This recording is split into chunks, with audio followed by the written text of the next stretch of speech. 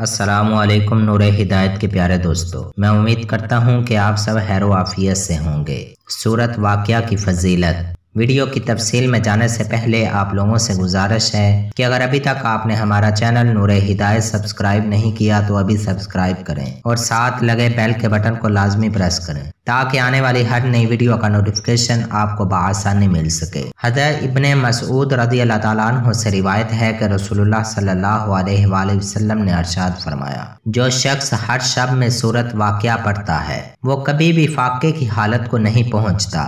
حضرت ابن مسعود رضی اللہ تعالیٰ عنہ اپنی لڑکیوں کو حکم دیا کرتے تھے کہ وہ ہر شب میں یہ سورت پڑھا کریں۔